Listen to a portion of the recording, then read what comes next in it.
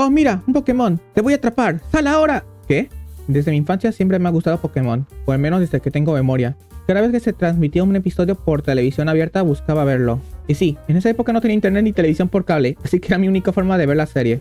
Pero mi primera experiencia a través de los juegos fue en Pokémon Rubí, aproximadamente cuando estaba entre los 4 o 6 años. Era muy divertido capturar a los Pokémon y avanzar de ruta en ruta, a excepción de algo. El juego estaba en japonés. ¿Cómo puedo explicarlo? Bueno, pues como había mencionado antes, no contaba con internet, así que mi única forma para jugar los juegos era a través de un emulador y varios ROMs que se encontraban en un disco. Ya sabes, esas cosas circulares con un hueco en medio. Ahí incluía diversos juegos tales como Yoshi Island, mi juego favorito de aquella época, el Kirby Nightmare in Dreamland, el Metroid Fusion. También incluía un juego de un delfín todo raro que disparaba ondas y, obviamente, el Pokémon Rubí. En aquella época no sabía lo que era un ROM, ni cómo se obtenían, así que me conformaba con lo que tenía. Porque cuando comencé a jugar Pokémon, me dio igual que estuviera en japonés. Pensé, ¿qué es lo peor que podría pasar? Pues, no sabía para qué servía cada movimiento, me perdía constantemente y me quedaba sin rumbo. Tenía que pausar cada movimiento para enterarme si iba al lado correcto, porque no podía entender nada de lo que merecían los personajes. Por Dios, ¿cómo puedo entender esto? Así que, para seguir el ritmo de la historia, en mi mente interpretaba cualquier suceso mediante la parte gráfica. No era muy efectivo que digamos, porque yo creía que el profesor Abedul era un hombre enojón a causa de su sprite.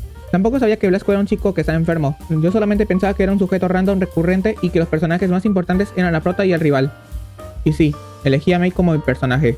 Algo que me pasaba muy frecuentemente era que nunca podía hacer nada después del quinto gimnasio. Una vez vencido a Norman, ya no sabía qué hacer. Y como no entendía el idioma del juego, no sabía que debía obtener Surf e ir a otro lado. Por lo que terminaba reiniciando la partida para probar a los otros iniciales. Y otra cosa es que a veces me terminaba atorando en Ciudad Malvalona porque se me olvidaba recoger el movimiento al golpe roca. Y como no podía leer los nombres de los movimientos, ni me enteraba que ese movimiento me faltaba para romper esas murosas rocas que siempre estaban después de la casa de la familia estratega. Otra cosa que hacía al principio cuando debía entrenar a mis Pokémon por igual, terminaba solo priorizando mi inicial. O sea, podías ver a mi Blaziken nivel 50 y de fondo ahí estaba mi Zigzagoon, mi Wurmple, mi Electrike, mi Pochiena y al final mi Seedot, que ni siquiera pasaban del nivel 10 o 20.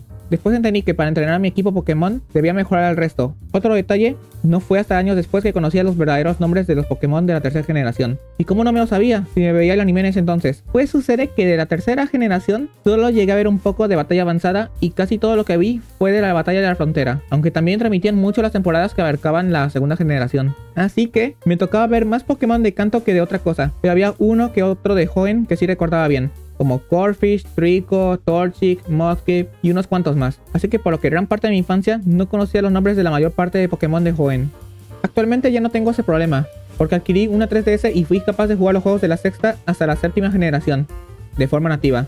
Las otras generaciones las tuve que jugar con un poco de magia. Y bueno, muchas gracias por el video, espero que les haya gustado, den like, suscríbanse y compartan con sus amigos porque eso me anima a crear más contenido. Y nos vemos pronto para el próximo video. Bye bye.